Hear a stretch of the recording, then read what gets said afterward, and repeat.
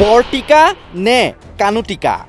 জনস্বাস্থ্য বিভাগৰ চূড়ান্ত বিভ্ৰান্তি বৰটিকাতে স্থাপন কানুটিকাৰ আঁচনি কানুটিকাত আগৰে পৰা আছিল আঁচনিখন কিন্তু আছে গৰু নাবাই হাল থকাতকৈ নথকাই ভাল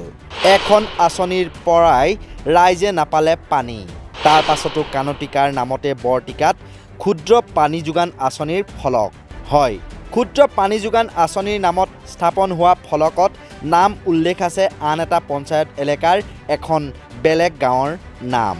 ৰাইজৰ মতে কানুটিকা নামৰ অন্য এখন গাঁৱৰ নামত আবণ্টিত আঁচনিটো ৰহস্যজনক কাৰণত বৰটিকাত স্থাপন কৰাৰ সন্দেহ স্থানীয় ৰাইজৰ লগতে আঁচনিখনত জড়িত পৰিচালনা কমিটিখনক লৈও ৰাইজৰ মাজত তীব্ৰ অসন্তুষ্টি উল্লেখযোগ্য যে গড়মূৰ বৰটিকা অঞ্চলত ইতিমধ্যে নিৰ্মীয়মান অৱস্থাত আছে আন এটা ক্ষুদ্ৰ পানী যোগান আঁচনিও অৰ্থাৎ গাঁওখনৰ একেটা ৱাৰ্ডতে ইতিমধ্যে সংস্থাপিত হৈছে দুটাকৈ আঁচনি ঠিক একেদৰে মহমাইকী গাঁও পঞ্চায়তৰ অধীনৰ কানুটিকাটো ইয়াৰ পূৰ্বে স্থাপন কৰা হৈছে এটা পানী যোগান আঁচনি কানুটিকাত আছে নাই পানী যোগান আঁচনি কানুটিকাত আছে এতিয়া আমি সভাপতিৰ মুখেদি আমি শুনিছোঁ কথাষাৰ বোলে কানুটিকাত বহাবলৈ তাত জেগা নাই আৰু তাত আঁচনি ৱাটাৰ ছাপ্লাই তাৰ আঁচনি তাত বহাবলৈ জেগা নাই ইয়াত কানুটিকাৰ আঁচনিটো আমাৰ ইয়াত বহাবলৈ কোনে অধিকাৰ দিলে আমি ইয়াত যিটো চাইনবোৰ্ডটো দেখিছোঁ পানী যোগান আঁচনিত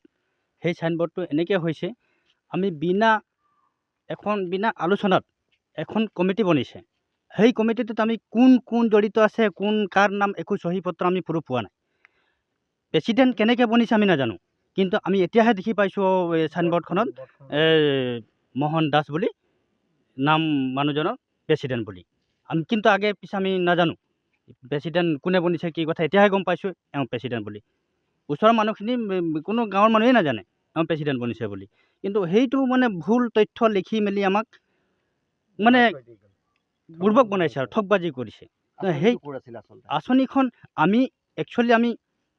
সম্পূৰ্ণকৈ নাজানো আঁচনি ক'ত আছিলে হয় গড়মূৰ বৰটিকাৰো হ'ব পাৰে কানুটিকাৰো হ'ব পাৰে আমি নাজানো কিন্তু ইয়াত বহাইছে যেতিয়া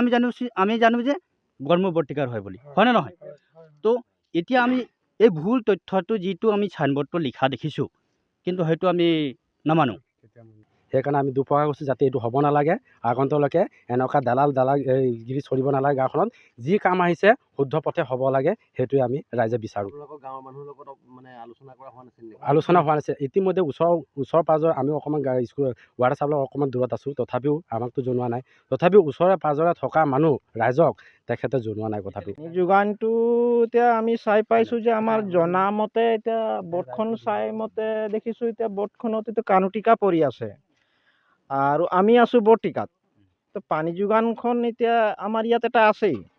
আকৌ এখন ইয়াত বহাই দিছে এইটো বৰ্ডখন চাই দেখিছোঁ এতিয়া বৰ্ডখন আপুনি চাই বৰ্ডখন এতিয়া ক'ৰ পৰি আছে তো আমি বৰ্ডখন চাই দেখিছোঁ তো কানুটিকা হৈ আছে তো আমি কি কৰিম এতিয়া আমি চাইছোঁ গোটেই ৰাজ্যখন কাইলৈহে দেখিছোঁ আকৌ কাইলৈ কোনে কৈছে বোলে গধূলি বহাইছে গধূলিটোতো বহাবলৈ সম্ভৱ নহয় কাৰণ এন্ধাৰত কাৰণ অৱগত নাছিলে নাই আমি এতিয়া গমেই নাপাওঁ কেতিয়া বহাইছে কি কৰিছে কমিটিখনৰ বিষয়ে গম পাই নাই কমিটি নাজানো এতিয়া কোনোবা সভাপতি হৈ আছে সভাপতিখনে এতিয়া অকলে কাম কৰিছে ন তাৰ মতে কাম কৰিছে এইটো নাজানো উল্লেখযোগ্য যে যোৱাকালি বৰটিকা গাঁৱত উক্ত জলজীৱন মিছনৰ অধীনৰ নৱনিৰ্মিত পানী যোগান আঁচনিখন আনুষ্ঠানিকভাৱে মুকলি কৰাৰ কথা আছিল বোকাখাটৰ বিধায়ক তথা কেবিনেট মন্ত্ৰী অতুল বৰাই কিন্তু স্থানীয় ৰাইজৰ ওজৰ আপত্তিৰ বাবে মুকলি অনুষ্ঠান বাতিল কৰিলে মন্ত্ৰী অতুল বৰাই স্থানীয় ৰাইজৰ দাবী আঁচনিখনৰ পৰিচালনা কমিটিখন সলনি কৰাৰ লগতে সলনি হ'ব লাগিব নাম ফলকত লিখিত অন্য গাঁৱৰ নামটো বিশুদ্ধ খোৱা পানী পোৱাটো ৰাইজৰ মৌলিক অধিকাৰ আমি ভাৰতবৰ্ষৰ বাসিন্দা হিচাপে লজ্জিত হওঁ যে ৭৫ বছৰ পাৰ হৈ যোৱাৰ পাছতো 10 বছৰকৈ বিজেপিৰ দৰে ডাবুল ইঞ্জিনৰ চৰকাৰ থকাৰ পাছতো আমি এটা ক্ষুদ্ৰ পানী যোগান আঁচনি লৈ পেলাই ৰাইজে এনেকৈ কন্দা কটা কৰিবলগীয়া হৈছে এয়া চৰকাৰখনে নিজে লাজত মূৰ দোৱাব লাগে ৰাইজক ক্ষমা খুজিব লাগে আজি অতুল বৰা ডাঙৰীয়া এই আঁচনিটোৰ ফিতা কাটিবলৈ অহা কথা আছিল আমি স্পষ্টভাৱে কওঁ যে এই মৌলিক অধিকাৰসমূহলৈ ৰাজনীতি কৰাৰ কোনো প্ৰয়োজন নাই কিয়নো এই আঁচনিটো আমাৰ প্ৰাপ্য হয় আৰু আমি কওঁ যিহেতু এই আঁচনিটো এতিয়া আপোনালোকে এখন গাঁৱত দিছে বৰটিকা গাঁও তাত আকৌ কাণুটিকাৰ ফলক কেনেকৈ তাত লাগিল নে ক'ৰবাত আমাৰ সন্দেহ হয় যে ইয়াত ঠিকাদাৰ আৰু আমোলাই মিলি পেলাই চৰকাৰখনৰ লগত তেখেতসকলৰ কোনো ধৰণৰ ধ্যান ধাৰণা নাই। কাৰণ আপোনালোকে জানে এতিয়া কৈছে যে ইয়াত যিখন কমিটি আছে সেইখনো এখন ভুৱাভাৱে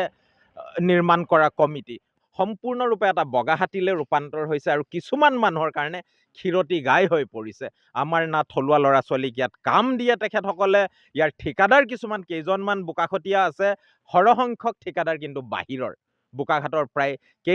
কেই শতাধিক যি আমাৰ প্ৰকল্প ইয়াত আছে। আৰু এই ধৰণৰ বিসংগতি কিন্তু আমি নজৰ ৰাখিছোঁ। এই নাভাবিব যে ৰাইজ সজাগ নহয়, বোকাঘাটবাসী সজাগ হৈ আছোঁ, ইয়াত ৰাজনীতি কৰিবলৈ নাযাব, এয়া আমাৰ মৌলিক অধিকাৰ। আমি ভোট দিওঁ নিদিওঁ এই পানী যোগানেৰে কোনো ধৰণৰ মাপকাঠি নহয়, পানী যোগান আমি পাবই লাগিব। আৰু সমগ্ৰ ৰাইজৰ যি মানদণ্ডৰ তেখেতসকলে পানীৰ যোগানৰ ব্যৱস্থা পাব লাগে এই আঁচনি মতে সেয়া পাওক। আৰু তাৰোপৰি ৰাইজৰ অনুমতি নোলোৱাকৈ আপোনালোকে এই যি কুকাণ্ড কৰিছে তাক অতি শীঘ্ৰে শুধৰাবলৈ আপোনালোকে প্ৰচেষ্টা লওক। এই গাঁওখনত এখন জীৱন মিছন ৱাটাৰ ছাপ্লাই আছে, এইখনত বহুত মানে ঠগ প্ৰবঞ্চনা চলি আছে আৰু ৰাইজক ঠগাৰ নিচিনা হৈ আছে। যিহেতু প্ৰথম ৱাটাৰ ছাপ্লাইখন যেতিয়া আহিছিলে তেতিয়া এইখন গাঁৱৰ কোনো ৰাইজে গম নোপোৱাকৈ যিজন মোহন দাস বৰ্মন বুলি তেখেতে এখন কমিটি বনাইছে। কমিটিখন তেখেতে নিজেকে মানে প্ৰেচিডেণ্ট হৈ লৈছে আৰু তেখেতে গোটেইখিনি দায়িত্ব লৈ পেলাই এইখন কাম কৰিছে। যিহেতু এইখন ৱাটাৰ ছাপ্লাই কাণুটিকা মৌমাইকী পঞ্চায়তৰ কাণুটিকা এলেকাৰ হয়, এইখন আহিছে আমাৰ বোকাখাট গাঁও পঞ্চায়তৰ মানে গড়মূৰ বৰ্তিকা অঞ্চলত আহি এইখন ৱাটাৰ ছাপ্লাই বহাইছে। ইপিনে সোণৰ কণী পৰা হাঁহত পৰিণত চৰকাৰৰ অভিলাষী জল জীৱন মিছন আঁচনি। ৰাইজে বিশুদ্ধ খোৱা পানী পাওক বা নাপাওক, কিন্তু আঁচনিৰ নামত আঁচনি ৰূপায়ণ সদায় এখোজ আগত অসম চৰকাৰৰ এইটো জনস্বাস্থ্য আৰু কাৰিকৰী বিভাগ। এফালে সৰ্বত্ৰে প্ৰহসনত পৰিণত প্ৰধানমন্ত্ৰীৰ হৰ ঘৰ নল ঘৰ ঘৰ জল আঁচনি, আনফালে আঁচনি ৰূপায়ণৰ নামতো চূড়ান্ত বেমেজালিৰ অভিযোগ। ক'ৰবাত যদি ঠৰঙা হৈ আছে পানীৰ টেপ, ক'ৰবাত আকৌ এনেই থিয় দি আছে নৱনিৰ্মিত পানী যোগান আঁচনিৰ গৃহ। প্ৰমাণ এইটো ২ নং কাকজান পানী যোগান আঁচনি। বেনাৰখন সুন্দৰকৈ লগোৱা আছে, কিন্তু ৰাইজক এতিয়ালৈকে পানী যোগান দিব নোৱাৰা আঁচনিটো ঠৰঙা হৈ থিয় দি আছে। মুঠতে জল জীৱনৰ নামত চূড়ান্ত ভেকু ভাওনা। জয়ন্ত মল্ল বৰুৱা নেতৃত্বাধীন ৰাজ্যৰ ব্যাগুম জনস্বাস্থ্য আৰু কাৰিকৰী বিভাগৰ। বোকাখাটৰ পৰা উত্তম শৰ্মাৰ প্ৰতিবেদন, নৰ্থ ইষ্ট নাও।